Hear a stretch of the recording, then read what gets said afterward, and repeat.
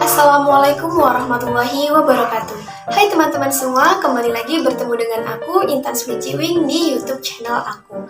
Oke, jadi teman-teman, pada kesempatan kali ini aku nggak bakal ngepost video-video hasil gabut, nggak akan ngepost video-video nggak jelasan aku, tapi kali ini aku akan sharing-sharing dengan teman-teman dan berbagi pengalaman mengenai apa aja sih yang udah aku lewati selama aku menempuh dunia perkuliahan.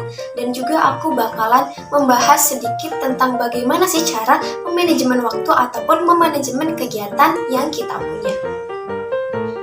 Oke, jadi sebelumnya mungkin buat teman-teman yang belum tahu, belum kenal dengan aku mau perkenalan diri dulu. Jadi for your information, nama aku Intan Suli Ciwing. Aku biasa dipanggil Ciwing. Aku akrab banget dengan panggilan Ciwing. Jadi kalau teman-teman ketemu aku manggilnya Intan, kemungkinan besar aku nggak akan nengok gitu, karena aku udah kebiasaan dipanggil sama sebutan Ciwing gitu. Dan aku merupakan salah satu mahasiswi pendidikan Matematika Unila angkatan 2021.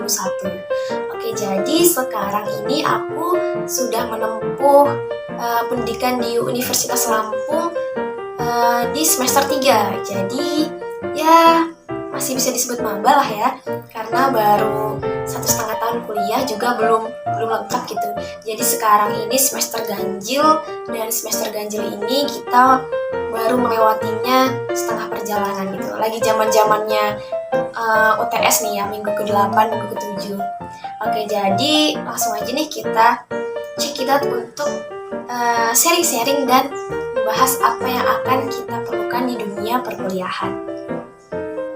Oke teman-teman, sebelumnya di sini aku nggak akan formal-formal, karena di sini kita bakalan sharing-sharing aja, kita bakalan ngobrol santai, kita bakalan berbagi informasi kepada teman-teman untuk bekal teman-teman nih, untuk sebagai pandangan teman-teman menjalani kehidupan di dunia perkuliahan. Nah, sebenarnya video ini aku buat untuk para maba, para mahasiswa baru, untuk agar mereka tahu nih kira-kira apa aja sih yang harus mereka persiapkan pada saat mereka sudah menyandang status mahasiswa gitu. Sudah bukan siswa lagi, tetapi sudah ada tambahan kata maha di depannya, mahasiswa. Oke, jadi bukan lagi yang harus dikejar, tetapi dia sendiri yang harus mengejar. Bukan lagi yang harus dibimbing terus-terusan, tetapi kita sendiri gitu yang harus mandiri, kita sendiri yang harus pintar memanage diri kita sendiri. Oke, jadi sebelumnya gini, mungkin di sini ada nih para mahasiswa baru yang sudah mulai aktif mengikuti berbagai kegiatan yang ada di kampus, mulai dari kegiatan-kegiatan yang ada di dalam lingkup Forkomprodi, ada yang udah aktif di lingkungan himpunan mahasiswa, atau ada yang aktif di BEM, ataupun ada di aktif di LDK yang ada di kampus ya, lembaga dakwah.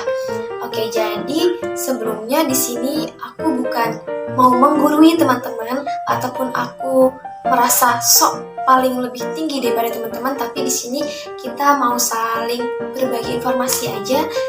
Harapannya bisa berguna untuk teman-teman, bisa bermanfaat untuk teman-teman menjalani kehidupan selama ada di perkuliahan.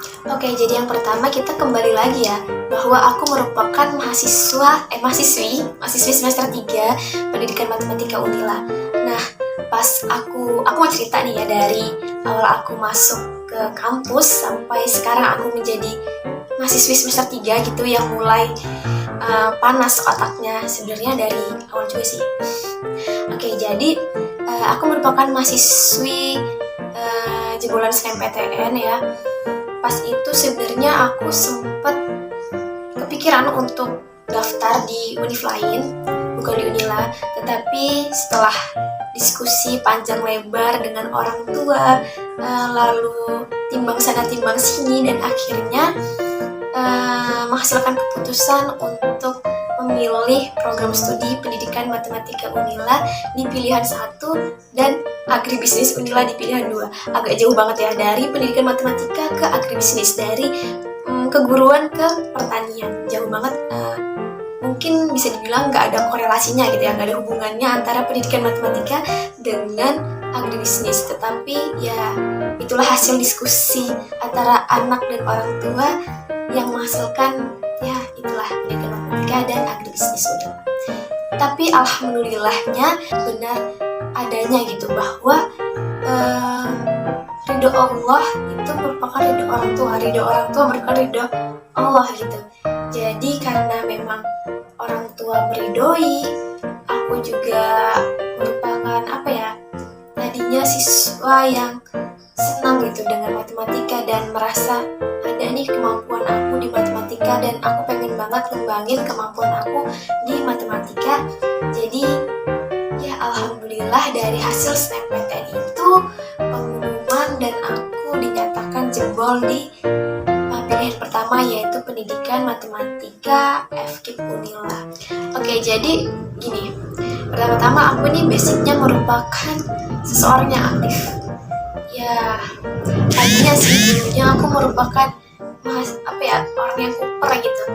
Kuper itu kurang pergaulan, bukan kurang perhatian ya. Jadi kuper, kurang pergaulan. Maksudnya gini, aku tuh takut terhadap orang baru gitu, suasana baru tuh aku takut banget.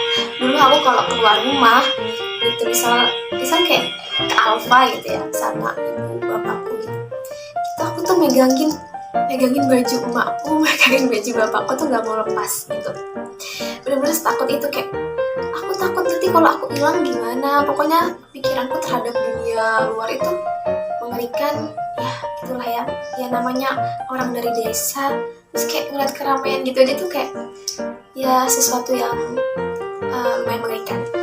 Tapi setelah aku SMP itu benar-benar aku menemui seorang guru yang bisa merubah aku jadi berani. Jadi di situ mulai aktif di kelas, terus juga ikut-ikut berbagai perlombaan. Mulai dari SMP itu mulai aktif ikut lomba sana sini ya, walaupun banyak gagalnya tapi alhamdulillah ada menangnya. Dan berlanjut di SMA itu aku menurutku cukup aktif, bahkan sangat aktif ya, baik itu di dalam kelas ataupun di lingkungan akademik dan di luar sekolah gitu, maupun maksudnya di intra sekolah maupun di ekstra sekolah. Jadi pas dulu itu aku ikut eskul di SMA tuh ada, pertama itu ada Himatika, himpunan pelajar matematika, lalu ada ICC, English Club for Kompetensi, lalu ada PIKODA, Physics Club of Semanda, itu eskul fisika. Terus ikut satu organisasi yaitu IRSAT, Insan Rohis Semanda. Dan alhamdulillah di lingkungan kelas juga, dalam kelas itu dapat peringkat ya 3 besar. Jadi alhamdulillah, jadi nggak keteteran gitu antara akademik dan non akademiknya. Dan di luar sekolah juga aku tergabung menjadi salah satu anggota Forum Pelajar Lampung ya, suatu forum daerah yang memang di situ isinya para pelajar dari banyak sekolah gitu terkumpul di satu wadah, dan memang banyak program-program yang memang fokusnya juga untuk pembangunan daerah. Nah, berlanjut nih di dunia perkuliahan. Di dunia perkuliahan itu ya karena emang basicnya tuh anak organisasi, jadi pengennya tuh kalau ngeliat organisasi yang emang kayaknya cocok nih ya dengan diri aku, pengen join gitu, pengen daftar.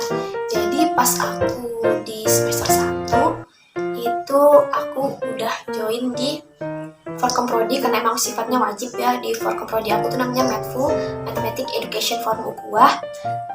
Lalu itu di Himanya juga aku join di Hima Sakta, himpunan mahasiswa pendidikan eksakta. Lalu aku juga alhamdulillah keterima di BEM FKIP ya, Badan Eksekutif Mahasiswa FKIP Unila. Lalu itu aku juga di tingkat universitas aku daftar dan alhamdulillah keterima di Birohma. Jadi aku di lingkungan prodi ada, di lingkungan jurusan ada ya Hima Sakta, di lingkungan fakultas ada BEM, di lingkungan universitas juga aku join Birohma. Jadi bisa dibilang ya ada semua gitu di tiap jenjangnya. Dulu kayak masih fine-fine aja karena online gitu ya. Kayak oke lah join di banyak organisasi, di banyak UKM masih fine aja nih. Nggak terlalu keteteran di lingkungan di tugas-tugas kampusnya gitu. Tapi seiring berjalannya waktu, banyaknya agenda dari setiap UKM itu, belum lagi deadline tugas yang kadang gak wajar gitu ya. Sebenarnya wajar sih, cuman mungkin akunya jadi susah fokus pada saat perkuliahan, jadinya agak susah dalam mengerjakan tugas. Dan yang memang tugasnya itu datangnya bertubi-tubi gitu ya, walaupun masih semester 1, tetapi memang sudah harus pintar-pintar memanajemen waktu. Jadi di situ kita kan ada yang namanya webinar, LKM MTD, ataupun tips and trick dari kakak tingkat yang emang udah berpengalaman di bidangnya. Nah, di sini juga aku mau kasih tahu teman-teman bahwa lingkungan perkuliahan dunia kampus itu udah sangat berbeda dengan yang namanya lingkungan sekolah pada saat kita SMA.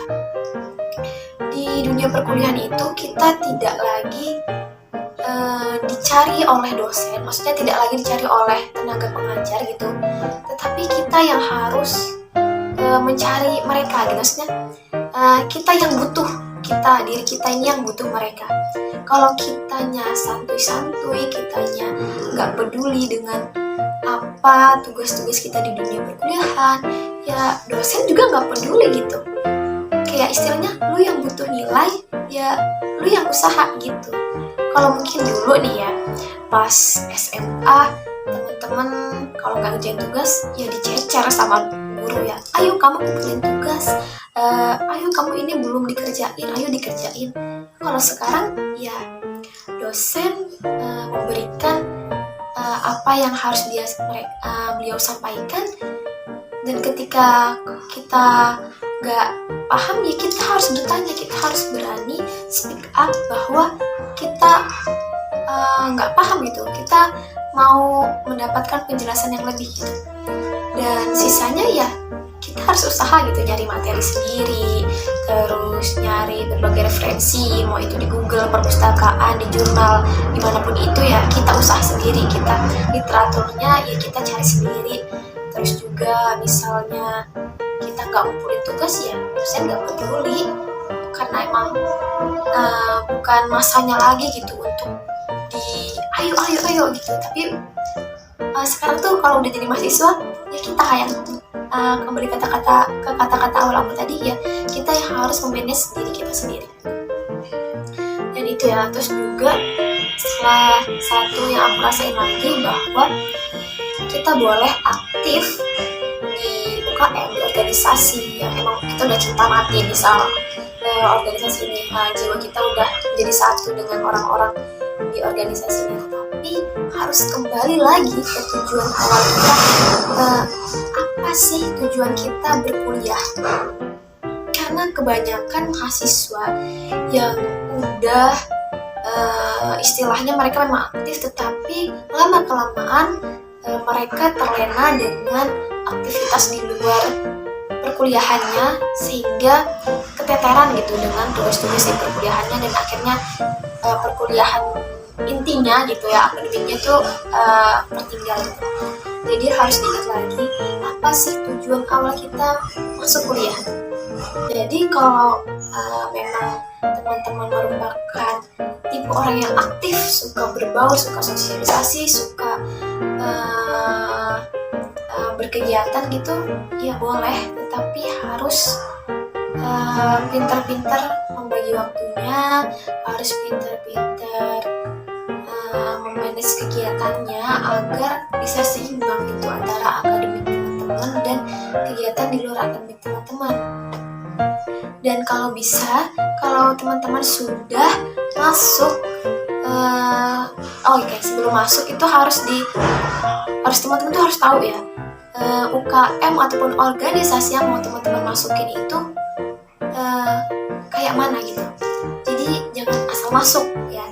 Jadi Jadi biar teman-teman tahu, biar teman-teman setelah join itu nggak cuma dapat capeknya doang, tetapi teman-teman bisa dapat manfaat yang dirasakan dari join organisasi ataupun UKM tersebut. Jadi teman-teman bisa ada soft skill yang emang teman-teman dapat dari join organisasi tersebut. Jadi nggak capeknya doang gitu. Oke, jadi mungkin itu ya tadi sekilas mengenai dunia perkuliahan. Dan satu lagi teman-teman, ini mungkin udah gak heran ya. Jadi di dunia perkuliahan itu ada yang bilang begini, circle-nya keras. Dan itu benar. Dan itu sudah aku rasain dari awal aku kuliah gitu.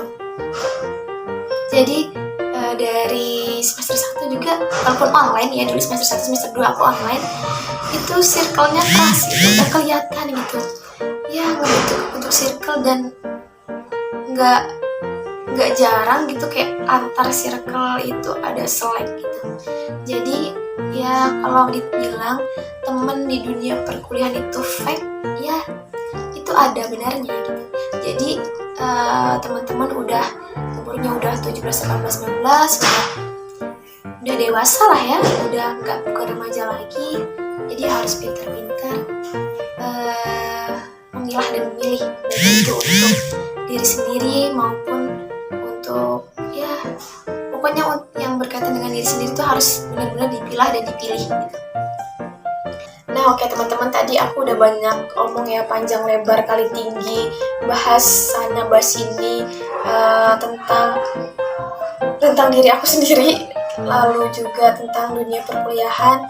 Dan sekarang aku mau ngasih tahu teman-teman mengenai kuadran. Namanya ini adalah kuadran manajemen waktu ataupun manajemen kegiatan, yang mungkin teman-teman yang udah menginjak dunia perkuliahan pasti udah gak heran lagi dengan kuadran ini. Jadi kalau teman-teman sibuk mengenai kegiatan ataupun bingung cara bagi waktunya gimana nih, mana sih prioritas teman-teman ya, kegiatan mana sih yang harus diduluin dan kegiatan mana sih yang harus ditinggalin, teman-teman bisa masukin ataupun teman-teman bisa memahami kuadran ini. Jadi ini adalah kuadran yang dibagi menjadi 4 kuadran ya, ada bagian-bagian sendiri. Jadi terdiri dari yang bagian 1 yaitu penting mendesak, yang kedua adalah penting tidak mendesak, yang ketiga adalah tidak penting mendesak, dan yang keempat adalah tidak penting dan tidak mendesak. Nah biasanya untuk para mahasiswa yang emang kura-kura gitu ya, tahu nggak kura-kura apa? Jadi kura-kura itu singkatan dari kuliah rapat. Ada juga sebutan kupu-kupu, kuliah pulang gitu ya. Nah biasanya untuk mahasiswa kura-kura mereka mengandalkan kuadran ini. Jadi ya salah satu basicnya harus paham lah ya cara bagi waktu, skala prioritas teman-teman tuh harus gimana. Nah jadi buat teman-teman nih, di sini aku punya kuadrannya ya, terbagi menjadi 4. Ada kuadran 1, kuadran 2, kuadran 3, kuadran 4. Tenang aja, ini bukan membahas matematika ya. Teman-teman takutnya dengar kata kuadran udah pikirannya ke hitung-hitungan, ke matematika. Enggak, ini ya untuk manajemen diri kalian lah. Oke teman-teman, tadi itulah seri-seri yang bisa aku sampaikan ke teman-teman. Mungkin informasinya cuma sedikit ya, tapi emang banyak omongnya. Tapi semoga teman-teman bisa mengambil yang baiknya gitu ya, yang jelek-jeleknya ataupun kata-kata yang belibet-belibetnya ya udah gak usah diambil gitu ya. Tapi harapan aku ya teman-teman bisa tahu gitu, jadi punya pandangan, jadi punya gambaran mengenai dunia perkuliahan dan bagaimana sih cara menentukan skala prioritas dalam memanajemen diri teman-teman. Oke, jadi mungkin itu saja yang bisa aku sampaikan buat teman-teman yang punya tips and trick mengenai manajemen waktu, skala prioritas ataupun sebagainya, dan yang mempunyai pengalaman nih selama di dunia perkuliahan bisa tulis di kolom komentar. Siapa tahu tahu buat teman-teman lain bisa baca-baca dan bisa mendapatkan informasi juga dari teman-teman. Oke, sekian dari aku akhiri. Wabillahi taufiq wal hidayah. Wassalamualaikum warahmatullahi wabarakatuh. See you.